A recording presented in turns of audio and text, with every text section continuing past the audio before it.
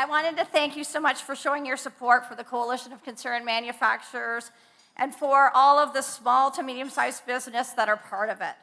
These businesses are the economic engine of this beautiful country that I love so much. And to think that just 2 years ago, we had a vision of pulling together the business owners and advocating for support and for an environment where we could grow and expand. And here we are today, looking around. As I look around the room, I'm so touched by all of you coming today, and from the Premier, the cabinet ministers, the MPPs, the mayor, and the councillors. It absolutely does my heart so good. So thank you very much.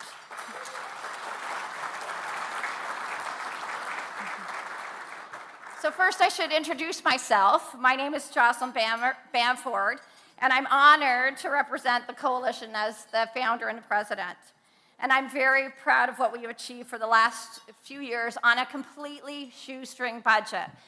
When the previous provincial government said that we were gonna have to declare the money we brought in, I was like, bring it, because we don't have a lot.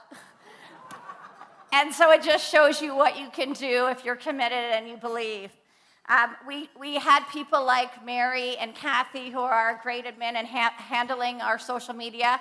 They're two retired ladies that put their heart and soul into supporting us just because they believe in the message and they want Canada to be great. The board members, I want to thank you all. I could not do this without you. And as anybody knows, I am completely administratively challenged. So Shalini helped keep me on task and had everything organized tonight. So if you ever need a wedding planner or a social convener, she's your gal. And her daughter, Mira, who did the centerpieces today and the programs. We put this all together. Yes.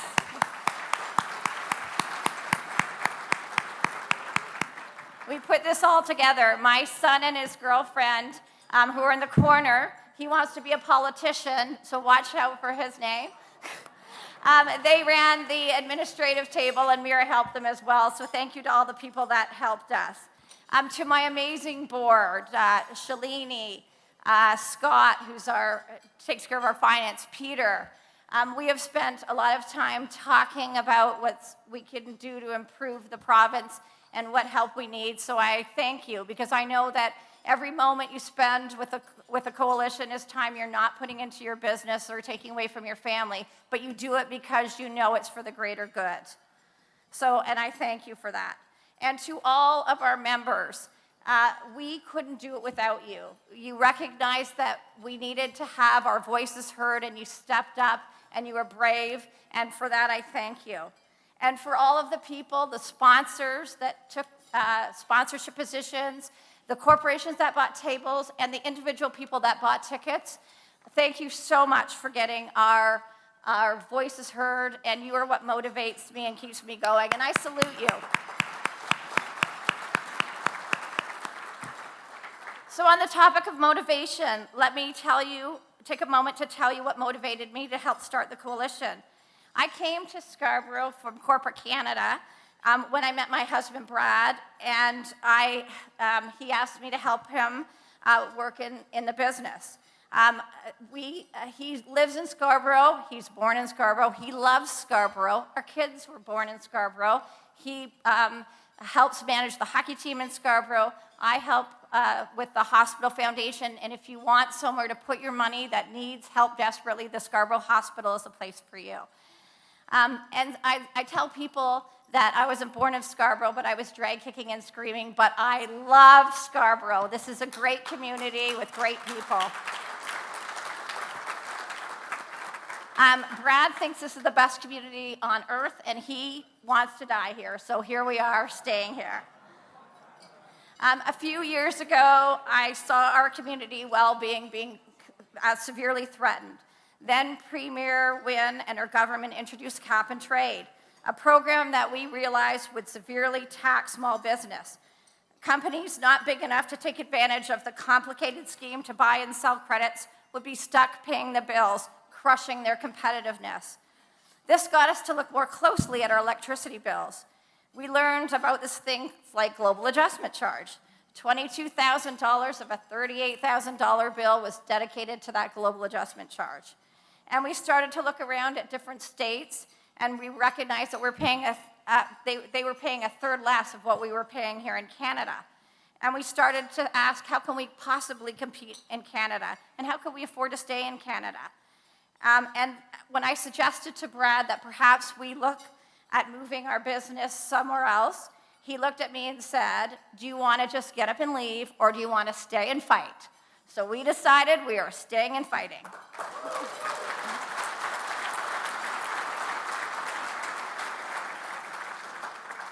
So we organized a meeting of about 30 companies in the area with the then Economic Development Minister, and the message from all the companies were consistent, that it was very difficult to have a business in Ontario.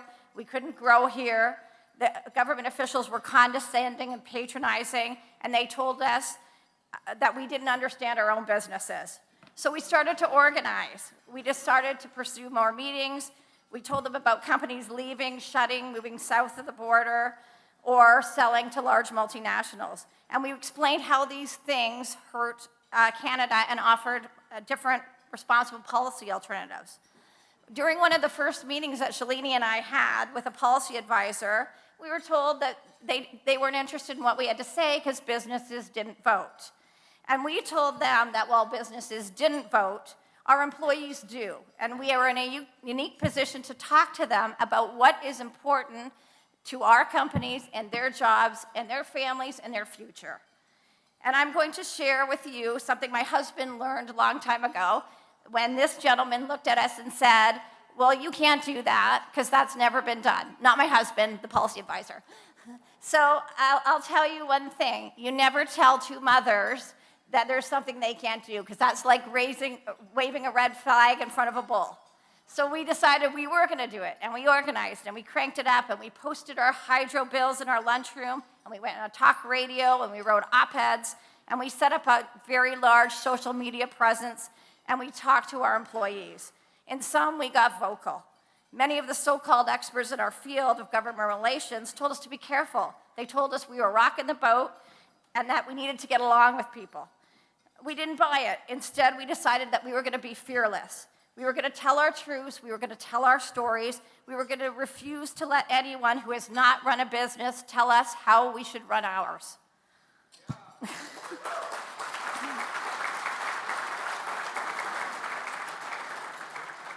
We decided to tell people how we help our employees, how we give back to the community, and how we create jobs. We decided to remind people that without the many small to medium-sized businesses in the private sector, there would be no public sector. There'd be no tax revenue, no roads, no public institution, and no services. My father-in-law started our family business in his parents' garage, fixing washing machines. Brad took over the business from his dad when he was just after high school, when he had problems with his eyes, and he's grown that company and developed a series of patents for both tech pipelines and for marine vessels. And we have grown to the point where some of the largest companies in North America and the US Navies and Canadian Navies are our client. It is a great success story, but my aha moment when working with Brad was when we had to make a tough decision. And he looked at me and he said, what don't you get? We don't just make decisions for you and me. We make decisions for you, me, our employees, and all of our families. And that was my aha moment. And this is the culture of small to medium-sized business. And this is why they are so important in our communities across Canada, and we need to help them grow. In my role with the coalition, I've discovered that Brad's story is not unique. You'll find many amazing entrepreneurs around this room with great stories of innovation and creativity. Stories like Surati. Surati, the grandfather, escaped from Idi Amin's regime to start this amazing baked goods company. And if you ever want a great pistachio cookie, look no farther to Surati. Powerline Plus, the CEO of Powerline Plus came here from Iran with $20 in his pocket. Started living in a basement apartment and has grown to a company that's over 400 people and has consecutively won best managed companies for 4 years in a row. These are great stories. And it's a great community. Our community is somewhere that you can come here, grow, and start a new life. And there's also companies that are at our table. Our customer, the PC350, her father started the company, and she makes all the divisional sliding doors for a lot of companies, and it's amazing. Plastic Cap and Northern Cable, who bought companies that were failing and turned them around, saving jobs. Allweld, who also has an amazing story, their grandfather started off as an employee, and when the owner passed away, he left part of the company. So these are amazing, heartwarming stories. So if you have a chance and you're sitting with someone at a business that owns a business, talk to them about their stories. If you want to feel invigorated and motivated, those are the stories to tell.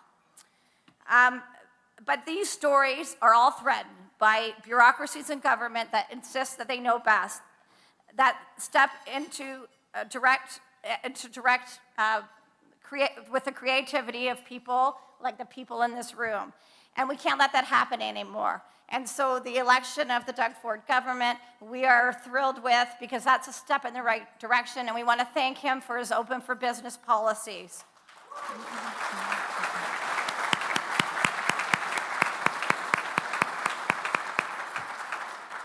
I'll tell you out there, there's a renaissance. There's a groundswell of sentiment of people that are saying enough is enough.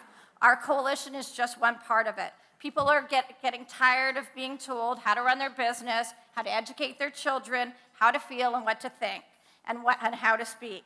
And people are giving a voice to their frustrations, because we believe that citizens in a free democracy should have more freedom to raise their families and more freedom to run their businesses and more freedom to build their communities, not less.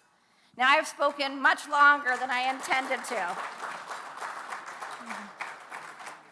But before I leave the podium, I would just like to give a special thanks to some people that helped me. I want to thank, first of all, my husband, who has allowed me to take time from our family and our business, because he understands how important that is. And I want to thank, again, everybody in this room that has come here to support us. And finally, to our members, it is said that never doubt a small group of thoughtful or committed citizens can change the world. Indeed, that is the only thing that ever has. Thank you, and I hope you enjoy your dinner. And now we're on to the real fun for the night.